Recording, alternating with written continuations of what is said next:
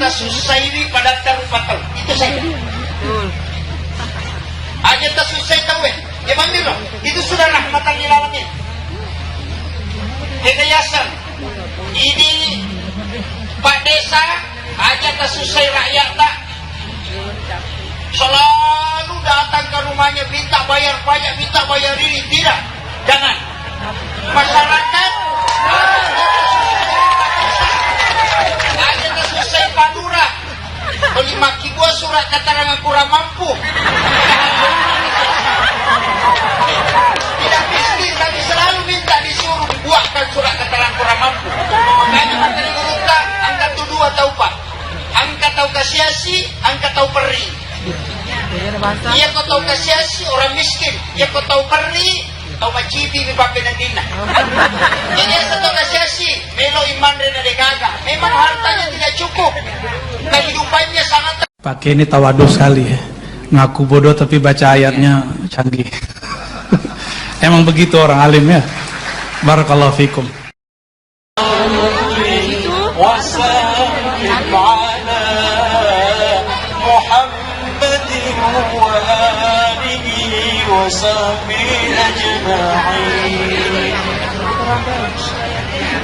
Puasa minyak.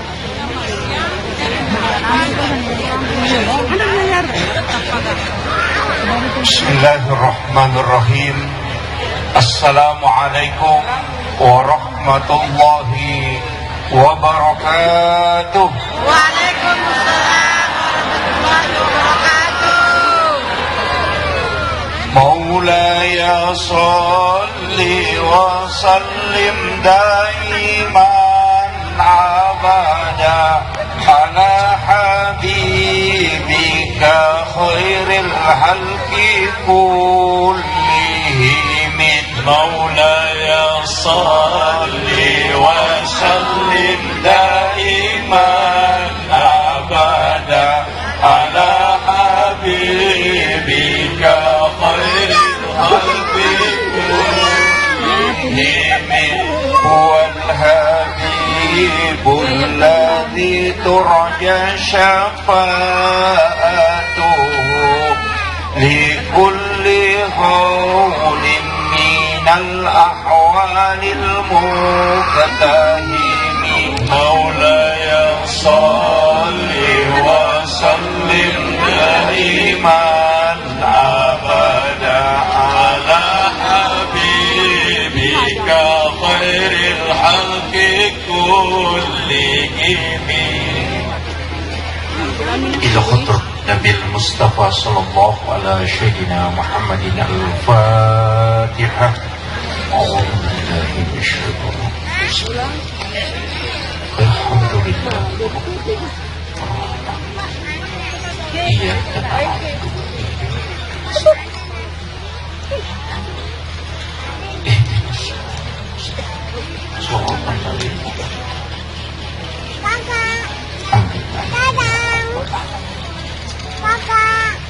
Alhamdulillah.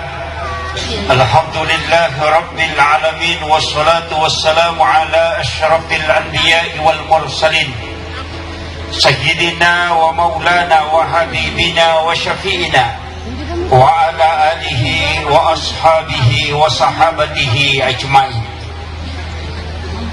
Allahumma salli ala Sayyidina Muhammadin tibbil qulubi wa dawaiha wa afiyatil abdani wa shifaiha wa nuril absari wa liyaiha wa ala alihi wa sahbihi wa sallim. Yang kami muliakan dan kami takzimi Bapak Pejabat Bupati Bombana beserta istri dan seluruh pejabat pemerintah Bombana yang sempat hadir. Yang kami muliakan dan kami takzimi para alim ulama, para tokoh masyarakat,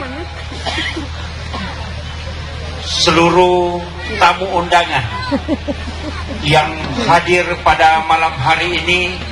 Terkhusus juga kami muliakan Paduka yang mulia Muhammad Ali. Alhamdulillah kita hadir pada malam hari ini dalam rangka acara tablik akbar yang sekaligus sebenarnya ini sudah masuk bulan Maulid, karena bulan Rabiul Awal adalah bulan Maulid, akan tetapi kelahiran Rasulullah itu di 12 Rabiul Awal.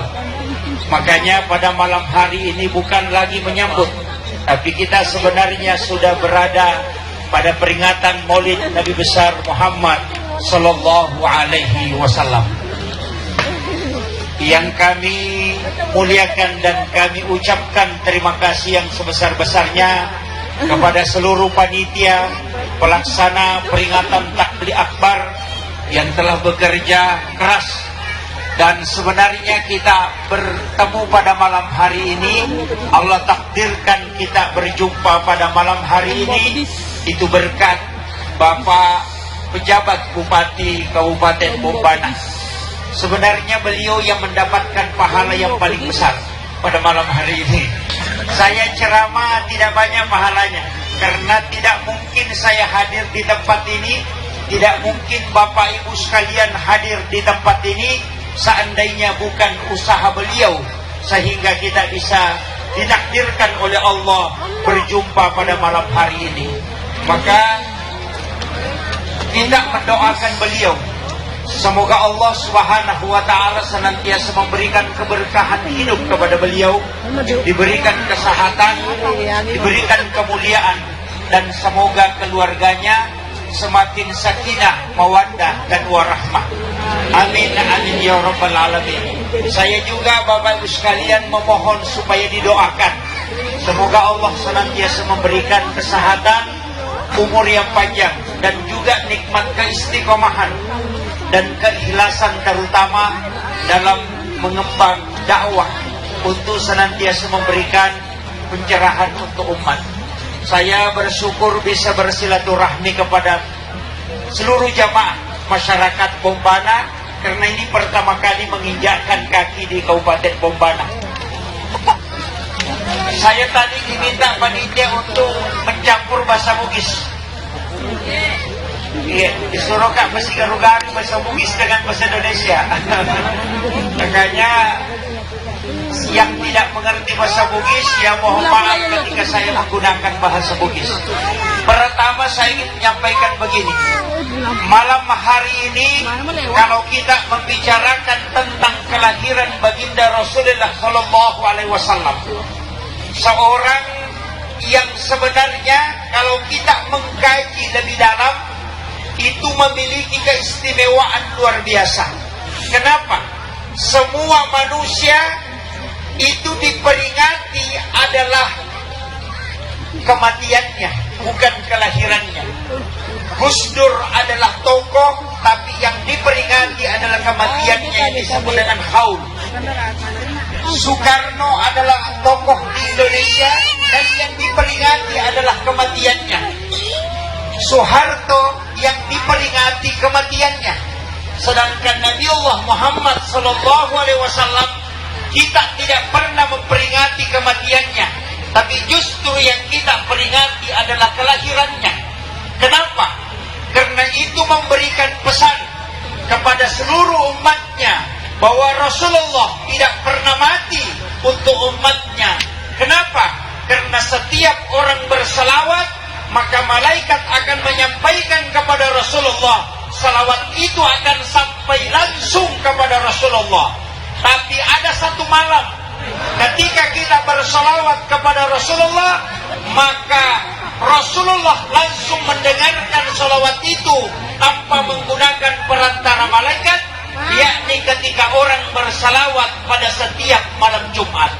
Dari situlah Rasulullah mengatakan, siapa yang bersalawat kepadaku 100 kali di malam Jumat, maka pastikanlah dia akan mendapatkan syafaatku di yaumil akhir. Maka sebenarnya ini hal yang mudah, akan tetapi mungkin kita membutuhkan keimanan yang kuat untuk bisa melanggengkan salawat 100 kali setiap malam Jumat. Bisa kita menggunakan salawat yang paling pendek yang disebut dengan salawat Jibril, dengan menggunakan kalimat sallallahu ala Muhammad. Kalau salawat yang sempurna kita menggunakan kalimat Allahumma salli ala Sayyidina Muhammad wa ala ali Sayyidina Muhammad, atau salawat yang lain. Kenapa salawat ini ada dua, Bapak Ibu sekalian? Ada salawat sallallahu ala Muhammad yang menggunakan bentuk fi'il madhi, bentuk lampau, tidak menggunakan fi'il mudhari. Allahumma salli ala Muhammad. Kenapa ada sallallahu ala Muhammad? Karena Rasulullah itu ada dua. Yang pertama adalah nurun Muhammad, yang kedua adalah Muhammad Rasulullah sallallahu alaihi wasallam. Nurun Muhammad itulah yang pertama diciptakan. Makanya di dalam Al-Quran disebutkan, qad ja'akum minallahi nurun wa kitabun mubin. Telah datang dari Tuhanmu cahaya, yang dimaksud cahaya di situ nurun adalah nurun Muhammad. Makanya setelah itu kemudian mengatakan wa kitabun mubin, dan kitab yang menerangkan. Makanya sebenarnya yang pertama itu adalah nurun Muhammad. Dari situlah orang Bugis mengatakan Alimalabbina Nabi Muhammad sallallahu alaihi wasallam adalah Nabi pamulangi rihakikie nenyekia pancapurangi rilahirannya. Ini yang kadang kemudian kita tidak tahu apa maknanya. Yang disebut dengan pamulangi rihakikie, Nurul Muhammad yang pertama diciptakan. Sebelum ada Al-Quran, sebelum ada Taurat, sebelum ada Injil, bahkan sebelum ada Nabi Allah Adam alaihissalam, itu nur Rasulullah sudah diciptakan oleh Allah subhanahu wa ta'ala. Dari situlah sehingga mengatakan di kulli syai'in min nurin Muhammad, segala sesuatu itu bersumber dari nurun Muhammad. Jemaah Tabligh Akbar yang insyaallah dirahmati dan dimuliakan oleh Allah subhanahu wa ta'ala, makanya saya ingin sampaikan, salawat ini penting kita baca. Kenapa? Karena salawat ini yang bisa menyambung kita dengan nurnya Rasulullah sallallahu alaihi wasallam. Disebut dengan kalimat salawat Jibril, karena sebelum Rasulullah diciptakan jasadnya, malaikat sudah bersalawat kepada Rasulullah. Bahkan Nabi Adam, dalam satu riwayat saya baca dalam satu risalah, ketika dia diciptakan oleh Allah, kemudian disuruh bersalawat kepada Rasulullah, dia itu protes kepada malaikat. Wahai malaikat, apakah ada yang diciptakan sebelum aku? Aku kan yang pertama. Kemudian malaikat Jibril mengatakan, ada. Kemudian dia mengatakan, siapa? Dia mengatakan dia adalah Nurul Muhammad. Kemudian dia mengatakan, bisakah aku melihatnya? Kemudian malaikat mengangkat sayapnya. Dalam risalah itu dikatakan, malaikat mengangkat sayapnya, kemudian muncullah cahaya itu di bawah sayap malaikat. Kemudian Nabi Adam itu menurunkan kepalanya karena dia tidak bisa melihat nurnya Rasulullah. Kemudian dia tenggelamkan kepalanya ke dalam tanah, dan dari situ matanya menjadi buta. Tapi apa yang diucapkan Nabi Adam sehingga matanya bisa melihat kembali, itu ada doanya, marhaban bika ya habibi qurrata aini ya Rasulullah.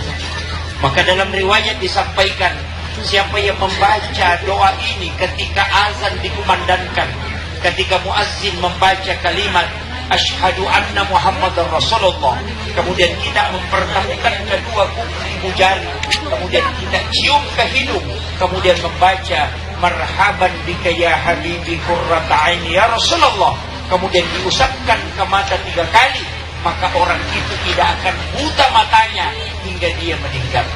Kalau mau tidak pakai kacamata, Pak, baca itu.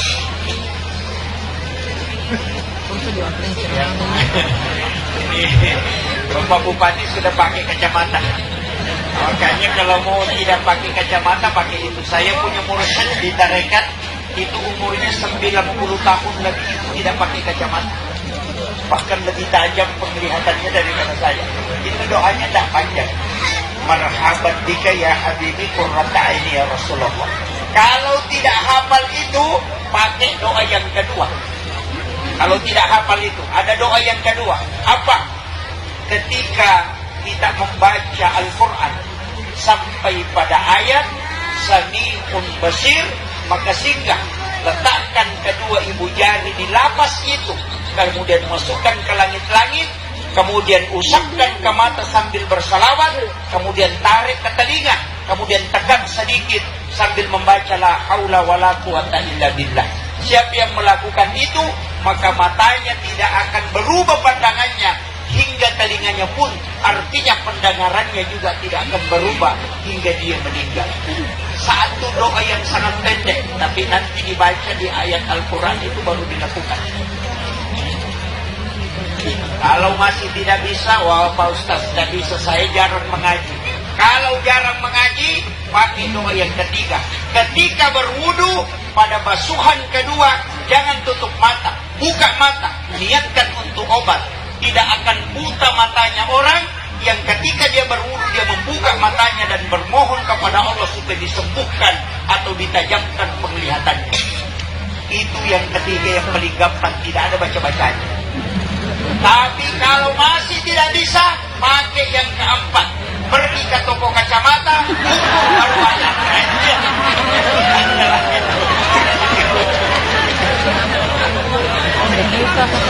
Sudah paling gampang. Tapi sebenarnya mata itu kalau tidak mau kita jaga. Setiap kita membaca Al-Quran, jangan pakai kacamata. Ketika sudah mulai agak tidak jelas pandangan kita, maka berdoalah kepada Allah, minta, ya Allah, sempurnakan penglihatanku sehingga saya bisa membaca ayat-ayatmu dengan sempurna. Allah akan kembalikan itu. Jangan pakai kacamata kalau kagum, minta kepada Allah, akan dikembalikan.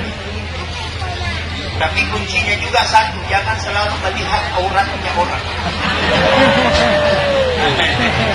Bupati tadi dia jelas sekali, jangan cintai istri orang. Saya katakan orang hebat itu Pak Bupati sebenarnya bukan sama dia. Pak Bupati ini diberikan rezeki oleh Allah, diberi amanah untuk memimpin di Bompana ini. Saya katakan beliau itu kehebatannya bukan dari dia, tapi itu dari istri beliau. Dari istri beliau. Saya bisa kasih konsensus bahwa itu dari ulama-ulama dari dulu sudah menyampaikan bahwa siapa yang paling cinta kepada istrinya, maka lihat pasti hidupnya berkah. Itu kuncinya. Ya, orang sukses itu bukan sama dia, Pak, itu sama istrinya. Kenapa? Doa istri itu 3 kali lebih cepat diijabah dibanding dengan doa suami. Makanya konsensus, siapa yang paling tinggi kasih sayangnya dan menjadikan istrinya sebagai ratu, maka lihat, pasti hidupnya akan berkah dan selalu akan diangkat derajatnya oleh Allah. Itu kunci. Kalau tidak percaya, saya kasih contoh. Siapa pemimpin di negara kita? Soeharto orang hebat. Kapan dia jatuh? Ketika Ibu Tito. Habibie itu orang hebat. Siapa yang tidak mengakui? Seluruh dunia. Di Jerman diakui. Tapi kapan dia tidak bisa melakukan apa-apa? Ketika Ibu Ainun Susilo Bambang Yudhoyono. Siapa yang tidak kenal? Dia adalah seorang panglima TNI. Dan dia menjadi presiden 2 periode. Tapi kapan dia tidak bisa bangkit?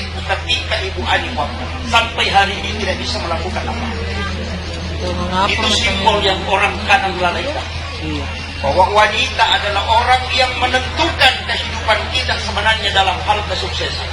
Makanya jangan coba-coba menyeleweng. Suami-suami saya katakan.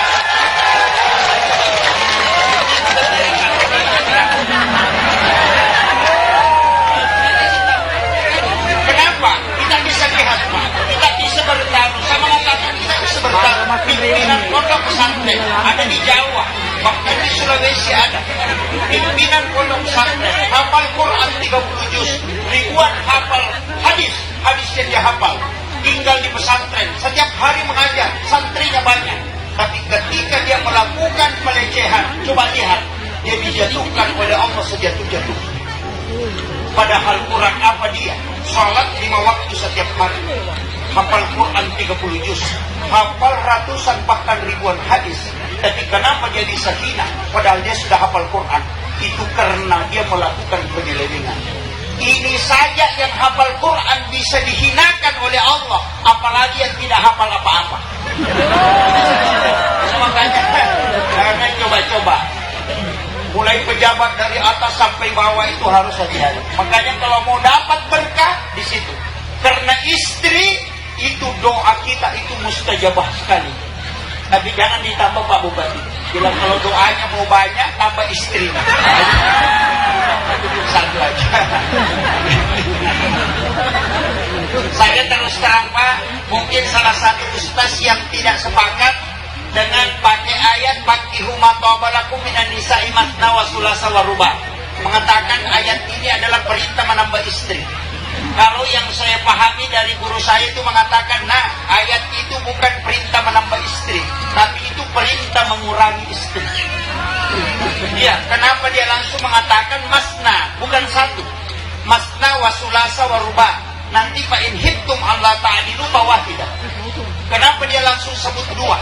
Kenapa bukan satu baru dua? Karena perintah itu bukan perintah menambah, tapi perintah mengurangi. Karena orang Arab itu ada sampai 12 istrinya, ada sampai 20 istrinya.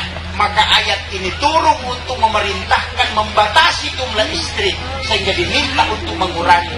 Cuma ustaz kadang pakai untuk menambah istri. Nah, ini jadi salah. Tapi mau pakai itu Allahu a'lam. Saya masih pakai penafsiran ulama saya bahwa itu digunakan untuk membatasi sebenarnya. Jamaah Tabligh Akbar yang insya Allah dirahmati dan dimuliakan oleh Allah Subhanahu wa Ta'ala. Rasulullah itu punya mukjizat. Makanya sebenarnya kepemimpinan Rasulullah kuncinya cuma satu Pak Bupati. Kalau mau ikuti Rasulullah rahmatan lil alamin, bahasa Bugisnya itu cuma satu. Ayat tasusaiwi pada tarfatau. Itu saja. Ayat tasusai tahu gimana loh? Itu sudah rahmatan lil alamin.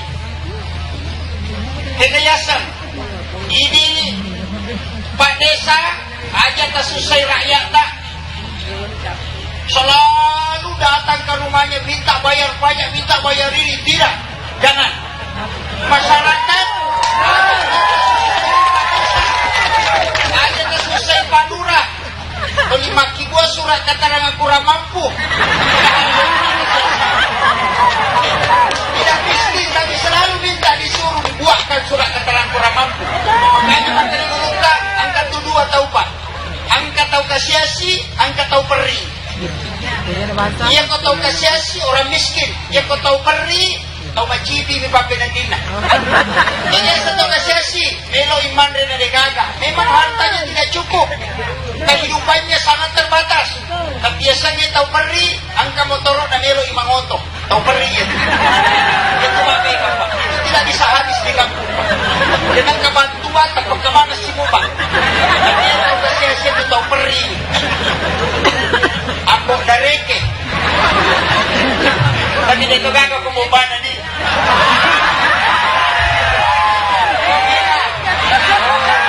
Hanya harus berhijrah.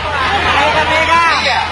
Sebenarnya orang miskin itu Pak, kalau saya katakan hampir dikatakan di sini tidak ada, kecuali di luar pulau kita mungkin ada. Tapi kalau di sini tidak ada, tahu macibi di pembina-bina. Ini yang banyak. Makanya sebenarnya pemerintah itu terpaksa selalu kasih bantuan dan selalu tidak pernah cukup. Kenapa? Sebab tahu madarenge makanya. Tidak bisa bersyukur. Allah sudah kasih nikmat. Makanya saya kasih amalan kalau tidak mau miskin gampang. Ada salawat itu yang paling simpel. Allahumma sholli ala Sayyidina Muhammad wa ala ali Sayyidina Muhammad karimil abai wal ummahat. Siapa yang membaca 11 kali di waktu maghrib dan 11 kali di waktu subuh, maka lihat orang itu tidak terlalu bercucur keringatnya, Allah akan mudahkan rezeki. Sudah hafal? Belum. Lapak-lapak memorinya. Saya harus ulang. Allahumma salli ala Sayyidina Muhammad wa ala ali Sayyidina Muhammad karimil abai wal ummahat. Sudah hafal? Saya ijazahkan ini Bapak Ibu sekalian, amalkan ini dari guru saya dan itu turun-temurun dari para mursyid-mursyid tarekat, dan itu mengajarkan bahwa inilah sholawat hanya dibaca 11 kali, maka Allah akan berikan rezeki seperti air hujan yang tidak akan pernah terputus. Sudah hafal Bu?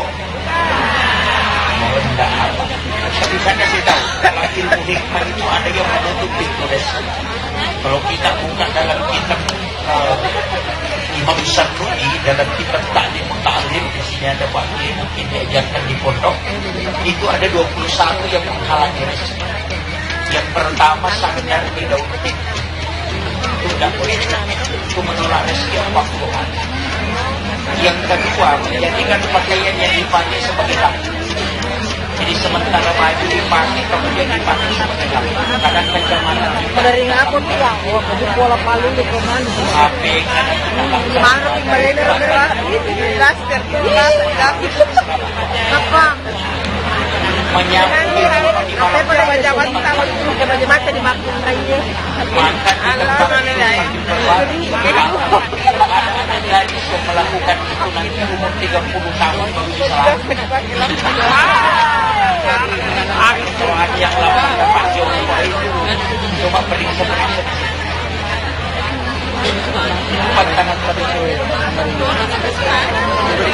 ini yang banyak orang melanggar.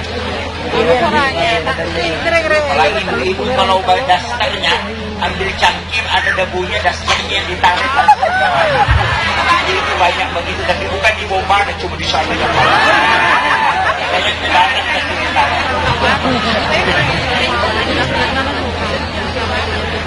Lewat ada. Kemudian yang paling fatal juga itu Pak, yang bikin susah rezeki kita itu adalah ketika ada makanan dihidangkan, kita melangkahi makanan. Oh, dia jelekin aja. Makanya kalau ada makanan di depan kita, biasanya ikan, kemudian ada ayam di depan, kita melangkahi ikan itu untuk mengambil ayam. Tangannya seperti eskavator. Itu biasa ada, tapi tidak ada di sini. Oh, itu yang jadi masalah. Makanya di dalam ilmu hikmah, kaidah yang dipakai larangan itu pasti mengatakan pamali. Dia tidak mengatakan haram, tidak juga mengatakan makruh, tapi mengatakan pamali. Pamali itu larangan untuk ilmu hikmah, bukan ilmu hukum.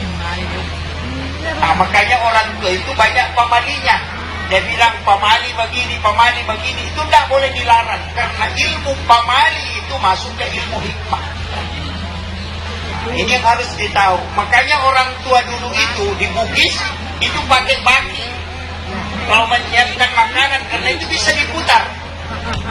Supaya tidak melangkahi makanan. Itu ilmu hikmah. Sama dengan perempuan. Kenapa dilarang makan itu membuka bibir ketika mengunyah? Jadi ibu-ibu itu kalau makan, kalau mengunyah jangan buka bibirnya, itu ditutup. Hanya pada saat menyuap itu dibuka bibirnya, tapi kalau mengunyah itu dirapatkan.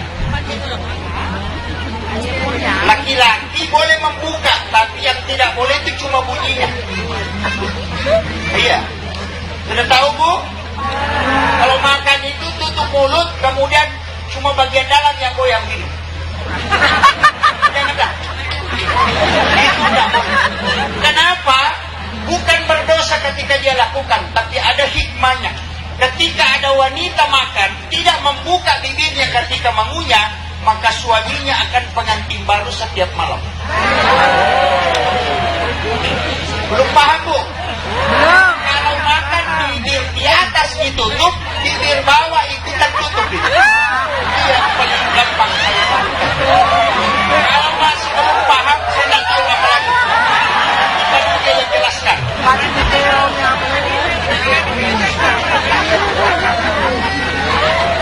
Makanya ilmu itu dari dulu ulama selalu jaga itu. Tapi ilmu ini kadang mulai hilang Pak. Jarang orang yang mau membahas. Karena ada beberapa di kitab termasuk dalam Kansun Najwa Surur karangannya Syed Abdul Hamid Al-Qudsi. Itu ada beberapa di sini. Orang tua kita dulu itu sudah mempelajari ilmu ini dari para wali. Tapi anak belakangan itu tidak belajar kitab ini. Sehingga mereka mudah menyalahkan. Padahal itu masuk ilmu hikmah, bukan masuk ilmu hukum.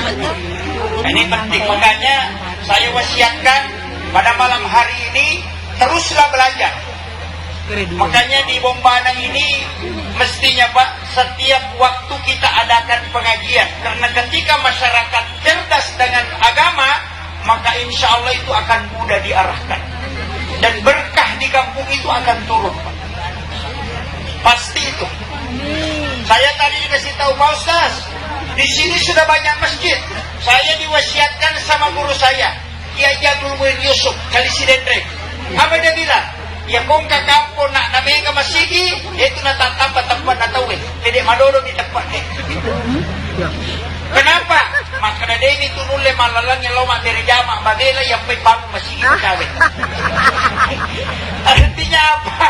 Orang membangun masjid itu bukan karena imannya kuat, tapi apa? Justru imannya bisa dinilai lemah. Kenapa? Karena dia tidak mampu pergi berjamaah jauh sehingga dia bikin masjid dekat di rumahnya. Itu pesannya Guru Utta. Makanya juga tidak bisa dilihat. Makanya lihat apakah masjid itu makmur atau tidak. Tapi saya kasih tahu, siapa yang membangun masjid itu pasti dibangunkan istana di dalam surga, dan Nabi sudah janji. Amin. Membana masjidan fid dunya lillahi ta'ala banallahu lahu baitan fil jannah. Rasulullah mengatakan, siapa yang membangun masjid di dunia karena Allah, maka akan dibangunkan istana di dalam surga. Walau orang itu tidak sholat. Kalau ada orang Pak bangun masjid tidak sholat, tetap ada istananya di dalam surga. Nabi sudah janjikan, cuma tidak masuk surga. Iya, kan Nabi bilang dibangunkan, tidak mengatakan masuk. Karena sholat kunci masuk surga. Makanya bangun masjid tapi tidak sholat, ya ada rumahnya tapi tidak masuk. Sama cara masalah itu Pak bilang kalau orang sogok menyogok itu tidak berdosa. Hanya kalau ada bupati mau maju jadi, kalau bupati mau maju bupati dia sogok itu tidak berdosa. Menerima sogok juga tidak berdosa. Saya cari-cari dalil tidak ada. Tidak ada tuh. Tidak ada mengatakan siapa yang disogok dan menyogok itu berdosa. Yang hadis itu cuma mengatakan ar-rasi wal murtasi finnar. Orang yang disogok dan menyogok keduanya masuk neraka. Tidak berdosa, tapi masuk neraka.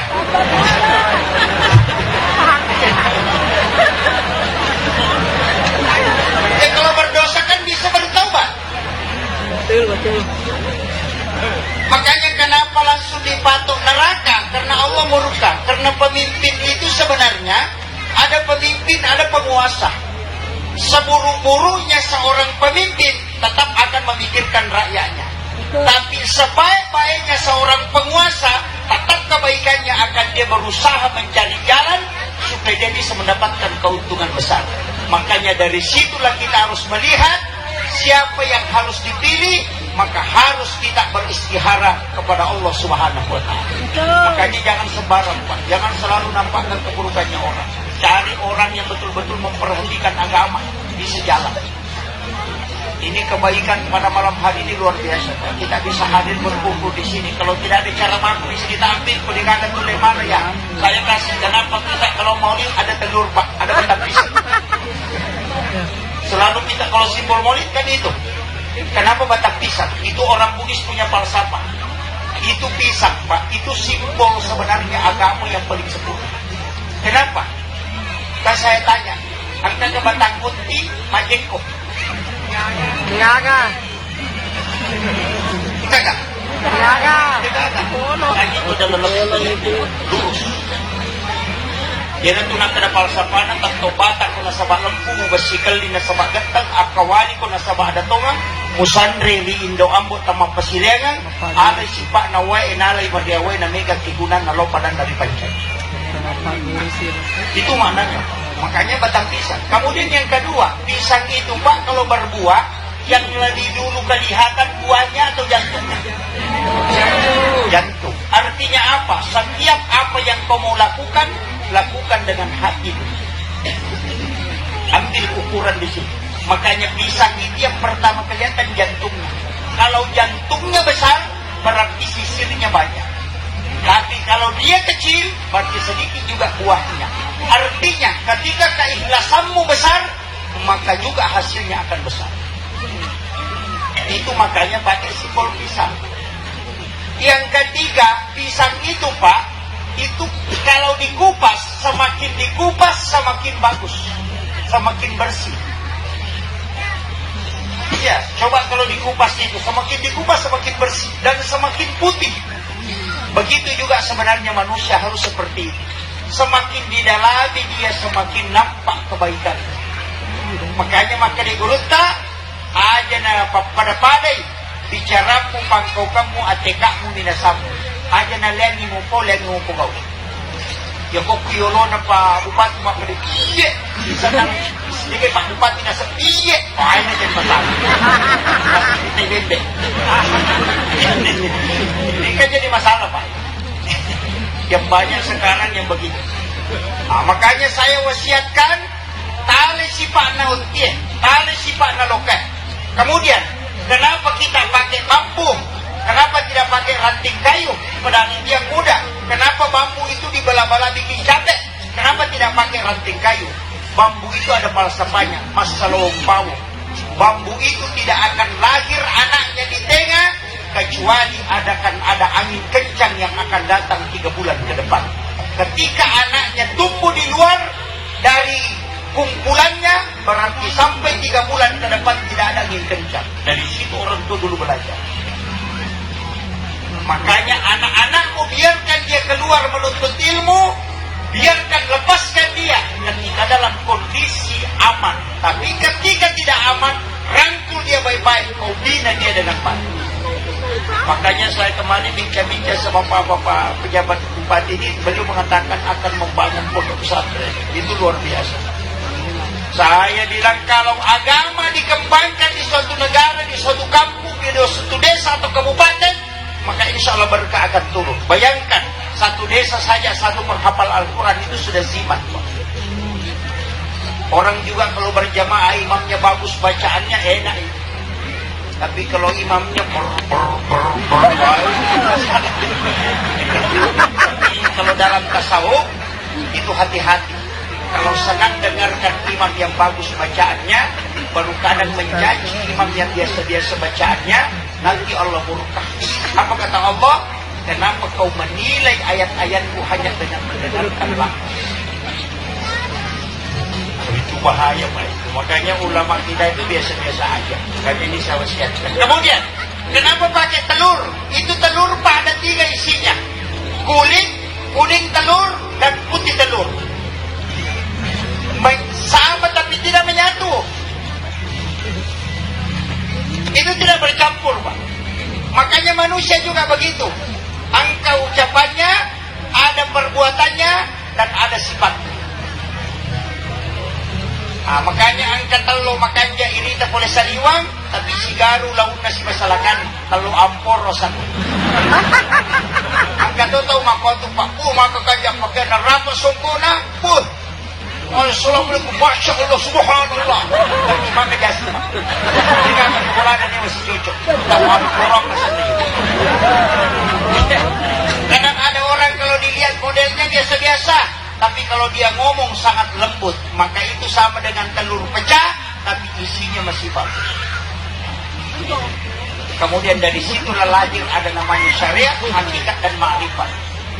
Putih telur itu adalah hakikat, kemudian kuning telur adalah ma'rifat, dan kulitnya adalah syariat. Makanya orang tanya, kemudian telur itu Pak degaga, maka dia libunah, limpe mana? Dan manusia begitu, tidak ada yang sempurna. Degaga tahu suku. Makanya dia ya agak semua orang ada kekurangan.